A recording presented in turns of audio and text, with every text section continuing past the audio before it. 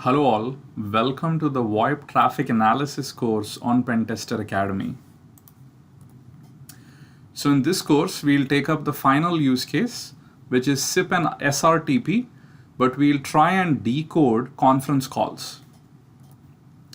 So if you recall from a previous video, in a conference call, number of users into 2 equals the total number of RTP streams.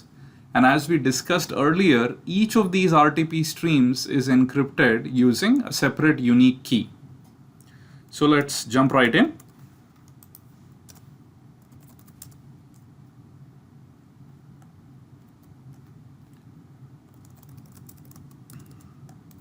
So I'm in the SIP srtp directory. I'm going to open up conference call 3 parties.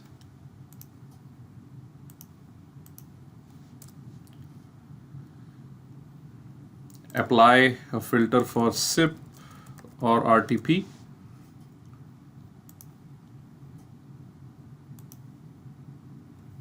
See a lot of SIP flows. I'm going to select all of them, click on flow sequence, so I can figure out what is happening.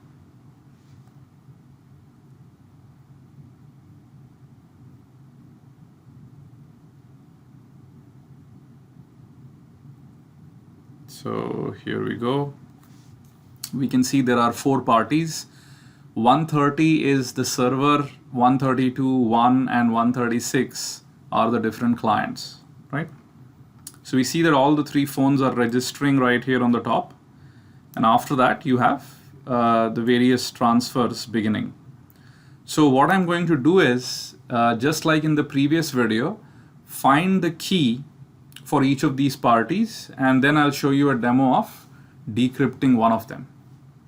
So this way we know for sure that the process which we have created is actually identical no matter what kind of VoIP conversation you're looking at for SIP and srtp. So I'm going to go ahead, clean this up. Let's actually go ahead and name these really quickly. So 20.132. I'm actually going to call this is Bob. 20.130, it's the server. 20.1 Alice, and 20.136, it's called John. Okay, so let's actually pick up Bob first. Bob to server to Bob. Okay, so Bob is 20.132. Here he is. So this update SDP message would be having the key. Again, all of this is discussed in previous videos, so hopefully there isn't any confusion. If there is, you have to go check out the previous video. Close this, let's minimize this. Let's flip, pick this up, pick up this key, and you can see this is 132 to 130. Let's actually copy the value. Looks like I have other Wireshark instance open. Let me close that.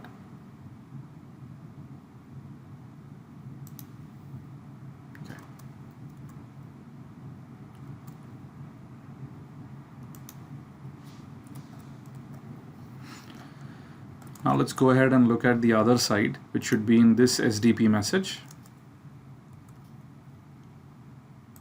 Here we go. This is 130 to 132. Copy the value. After that, let's actually look at Alice and server. So Alice server to Alice. So Alice is 20.1.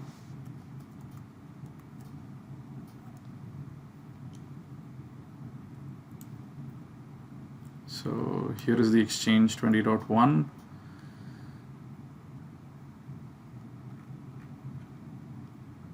So this is Alice to server. So this should contain the key.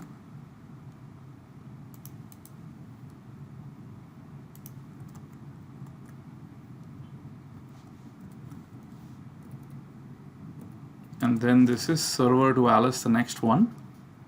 It should be this here, the 200 OK SDP.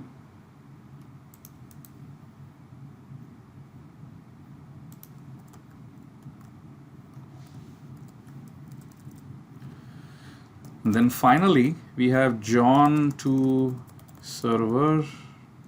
And then we have server to John.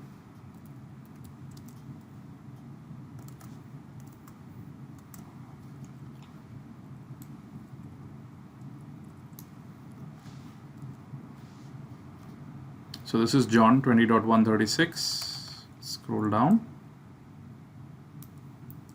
So let's look at John to server. This packet should have it.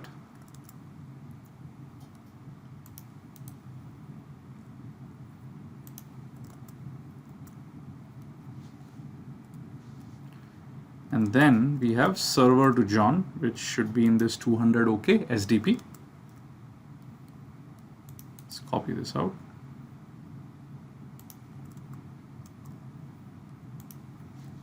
There we go. So 3 callers, 3 streams, 3 keys, right? Oh, sorry, 3 callers, 6 streams, 6 keys. So now we can go through the process just like in the previous video and go ahead and decrypt all of these conversations. So I'm just going to do one. You can do the rest. As the instructor, I can be a bit lazy. So let's go into the srtp decrypt directory.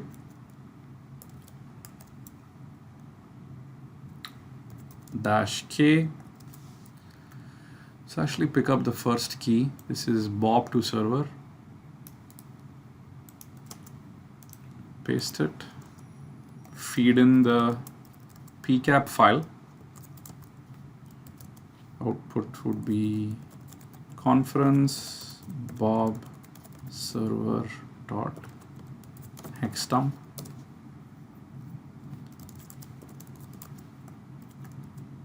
So we can see it's around 1.9 megs. Fantastic. Now the next step is to use text to pcap to go ahead and convert this into a pcap with a dummy UDP header. So text to pcap -u. Again, let's just use source and destination ports to be 4000. In file would be conference call. Out file, let's actually call this pcap. Now let's run tshark just to inspect the file. So we can clearly see we have UDP packets. And then we can try decoding them.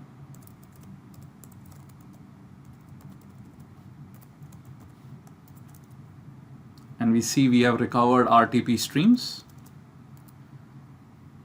Now we are going to use our modified pcap to wave. Go ahead and feed it this file.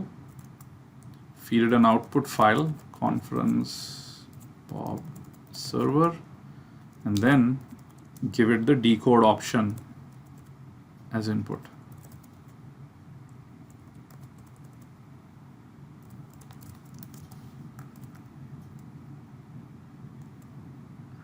Hopefully everything is fine and it should work. So of course we are going to have 1 stream per pcap, right? Because we have 6 pcaps. And as you can see, once you understand how this works, this is really just a mechanical process. You can easily even automate this using a shell script. You can look at pcap to wave, what it does, write a little bit of shell script so that then you can extract the fields, and look at my tshark video for that. You can extract the key, plug the key in so that we go ahead and call srtp decrypt, and then after that call text to pcap, and then finally pcap to wave. So you could pretty much automate this. Okay. So we see we have a wave file in there. Let's listen to that conversation.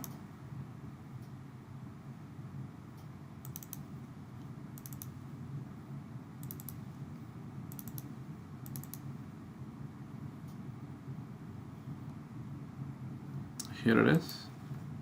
Increase the volume.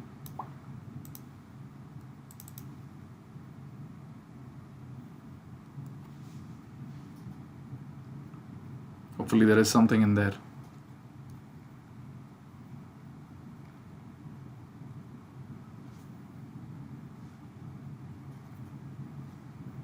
Better option, of course, is to open this up in Audacity and just know.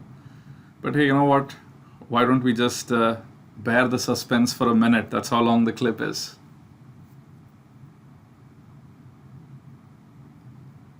Or maybe Bob is just a creepy caller, just wants to listen in and say nothing. Who knows? This is caller 1. Welcome to Pentester Academy. There you go. I don't know if you could hear that. But Bob just said, this is caller 1, welcome to Pentester Academy. Which definitely means Bob isn't creepy, right? I mean, he is referring to a nice place called Pentester Academy. I guess that's it. So similarly, you can go through the process for all the other hex dumps as well. Now, the key thing to keep in mind is once you understand this process, I think you can pick up any SIP srtp trace, analyze it, and do the same and recover the audio. So I hope you enjoyed this video, and if you have, please recommend us to your friends and colleagues. Thank you.